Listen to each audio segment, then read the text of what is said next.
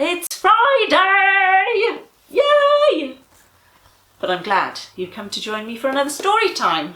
So it might be Friday, it's the end of the week. We've got another chapter of Diary of a Disciple, followed by a devotion from Indescribable. Hope you've had a lovely week, getting your schoolwork done and looking forward to just a bit of chilling over the weekend. So let's start the weekend today with a story together. Get yourself comfy and I'll get myself sorted, ready to start reading. Okay, so chapter 9, Fear, Food and Followers. The disciples had been following Jesus around for quite a while now. They'd seen him heal people, get rid of evil spirits, teach people how to live, and more besides. Jesus decided it was their turn. He told them they had God's power over illness and evil spirits. I want you to go travelling and tell everyone the good news.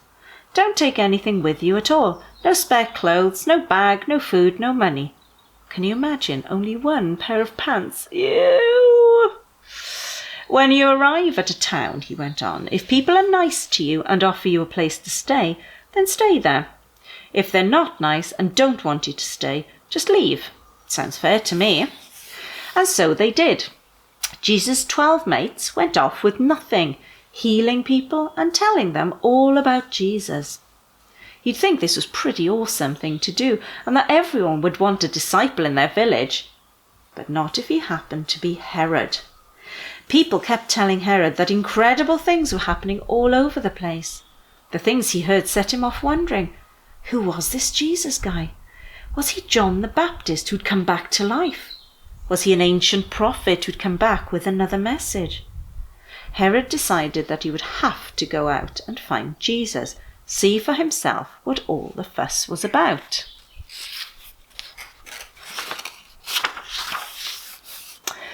A while later, Jesus' mates came back, still in the same pants, ooh, and excited to tell him all about their travels.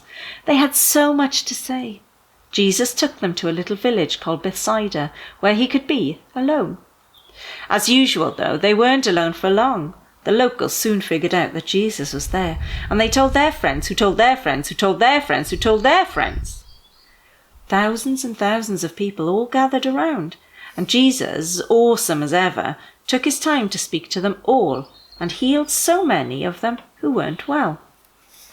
After a while, the disciples started to get stressed out. They were worried about all these people. They were going to need somewhere to sleep and something to eat. And actually, their tummies were starting to rumble too. We're in the middle of nowhere, Jesus. What are we going to do? You sort them out, said Jesus. But we only have 5 bread rolls and 2 skinny fish. We'd have to spend a fortune just to get a mouthful for each of them.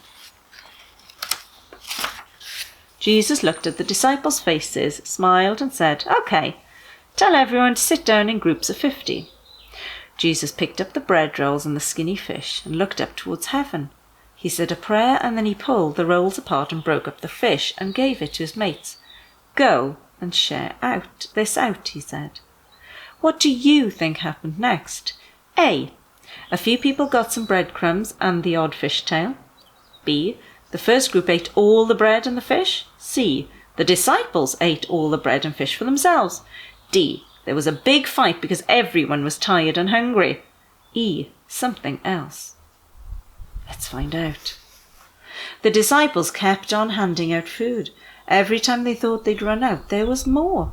The entire crowd ate as much as they possibly could, and even then they ended up with 12 baskets of leftovers, and not just manky fish bones and breadcrumbs, but proper tasty leftovers. Wow, how did that happen? A few days later, Jesus was taking some time out. He needed a bit of space so he could chat with his heavenly dad. Of course, he wasn't alone for long because his mates were just always full of questions. But today, Jesus had a question for them. Who do people say I am? People say all sorts of things. Sometimes they say you're John the Baptist back from the dead, or maybe a prophet from hundreds of years ago. Who do you think I am? Asked Jesus. You're the one who's come to save us. You've been sent by God, said Peter. Shh! Don't say that to anyone, Jesus replied. Things are going to be difficult soon.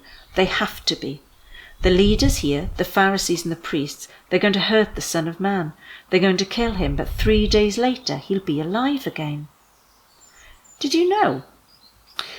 Who is the Son of Man? Jesus is talking about himself here, but it's interesting that he doesn't just say so. When Jesus calls himself the Son of God, he wants people to remember that he's not just a human being. He's 100% God. And when he calls himself the Son of Man, he wants people to remember that he's not just God, he's 100% human too. It's one of the reasons why Jesus is so special. Following me isn't easy. You can't think about yourself all the time. You've got to make sacrifices every day. If you try to save yourself, you'll destroy yourself instead. If you give your life to me, then you'll be saved. What do you win if you have everything you've ever wanted, but you've wasted your whole life? If you're not proud of me, then the Son of Man won't be proud of you when he comes back to judge you. Some of you listening to me today will still be here when God shows up. Quite a speech. That all sounded pretty important, but the disciples still weren't quite sure what Jesus was talking about. Doh. A week or so later, Jesus took Peter, John and James on a little mountain climbing trip. Jesus was praying, and PJ and J were watching him. Jesus seemed to pray and pray and pray. PJ and J fell asleep. Suddenly, Jesus changed. His face looked different, and his clothes seemed to be glowing. Then 2 more glowing people appeared, Moses and Elijah. It was almost too bright to see them. The 3 of them were talking together about Jesus dying soon and what it would all mean. PJ and J woke up with a start. There were 3 glowing people having a chat right in front of them. Peter scrabbled to his feet and said, "It's great that we're here. Let me make you all a little tent so you can stay longer." "A tent? That's the best you could come up with." Peter was still blabbering away when everything went very dark. "This is my son, the one I've chosen. Listen to him." The voice came from nowhere. It seemed as if the shadow itself was speaking. No more words came, and gradually PJ and J found they were able to see again. Except now they could only see Jesus. They didn't know what to say, so they just looked at Jesus, and Jesus looked back. Where did the other 2 glow men go? A day later, Jesus, PJ and J came back to the mountain, and guess what? A huge crowd of people were waiting for them. "Jesus, Jesus, you've got to help my only boy. An evil spirit attacks him and makes him cry and shake. Your disciples couldn't make him better." Jesus looked around at the crowd and said, "You don't have any faith, do you? How much longer do I need to keep doing this? Bring the boy to me." As the boy's father pushed the crowd and brought him to Jesus, the boy began to cry and shake. Jesus spoke to the evil spirit and simply said, "Stop." Then he turned to the boy and said, "Be healed." The boy stopped crying and shaking. He was well again. The crowds were amazed at what they'd seen. They knew they had seen God's power at work. Jesus called the disciples to one side. "Listen carefully. What I'm telling you now is really important. The Son of Man will be given to his enemies." "What's he talking about?" the disciples muttered. "I don't get it." As the crowd slowly thinned out, the disciples started to talk among themselves. In fact, they weren't just talking, they were arguing. "No, I'm better than you. Don't be ridiculous. I've always been more awesome. I'm greatest. No, I'm the best of the best of the best. So there." Jesus knew exactly what they were thinking, so he walked over to the disciples with a little boy at his side. "When you look after a child like this, you're looking after me. When you make me welcome, you make the one who sent me welcome. When you put other people before yourself, that's when you're the greatest." They all stopped arguing and looked at their sandals. Awkward. So John changed the subject. "We saw a man the other day using your name and saying he could get rid of evil spirits. We told him to stop because you didn't give him power like you gave us." "Well, don't stop him," Jesus said. "If he's not against us, then he's for you. more awkward. Oops. After a while, Jesus decided he wanted to go to Jerusalem. So he sent a message ahead to stay in a village on the way, so that he had somewhere to stay. But when he and his mates arrived, the Samaritan people who lived there told them to go away. They didn't want him there. Go away, Jesus! We don't want you here! Leave!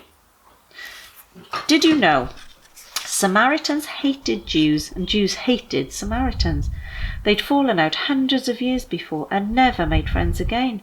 But Jesus didn't care. He loved the Samaritans as much as he loved anyone else. James and John got angry. They asked Jesus if they should pray for fire to come down from heaven and wipe the village out. No way, said Jesus. Jesus and his mates went on a bit further. As usual, a trail of people snaked along behind. One shouted at Jesus, I'll follow you anywhere. Jesus stopped and turned to him. Foxes have their holes and birds have their nests, but the Son of Man has nowhere to call home. Someone else in the crowd said, I want to come with you, Jesus. Just let me go and check on my family. Then I'm all yours. Jesus looked one by one at the faces in the crowd and said, If you have things to sort out, let others do that. If you're forever looking back, how will you look forward to God's kingdom? I'm not a fox. I want to follow him. I have too much work to do. Where's he going next? My hair looks like a bird's nest. Do you think Jesus would like that? Okay, so our devotion tonight is called Light Up the World. You should be a light for other people. Live so that they will see the good things you do. Live so that they will praise your Father in heaven. That's Matthew 5, verse 16. If you have ever seen the Northern Lights, then you know God can put on a light show like no other. The Northern Lights, or Aurora Borealis, are brightly coloured lights that shimmer and dance across the sky in the areas around the North Pole. They are caused by fast-moving particles from the sun, called solar wind, hitting the electromagnetic field that surrounds and protects the Earth from the sun's most harmful rays. When those particles hit gas atoms in our atmosphere, those gases glow, creating a spectacular light show. The lights are so vivid, they can even be seen from space. Such an amazing show could only be created by an amazing God. And that light show's chief purpose is to tell us how great and glorious our God is. But the sky isn't the only thing God uses to tell us about his greatness and glory. God shines the light of his love into our lives and makes us glow with love for him and for others. He fills us with his light for a great purpose, to shine into the world and show other people the way to follow him. How do we shine God's light? God says it this way. Do not be bitter or angry or mad. Never shout angrily or say things to hurt others.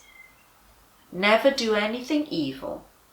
Be kind and loving to each other. Forgive each other just as God forgave you in Christ. And that's in the Bible, book of Ephesians, chapter 4, verse 31 to 32. When you live this way, you'll certainly light up the world. Be amazed. The colours of the northern lights are created when the solar wind bumps into different gases in the atmosphere. Yellow, red and green come from bumping into oxygen. Violet and blue are created by the solar winds bumping into nitrogen. God, light up my life with the light of your love. Help me shine your light into the whole world.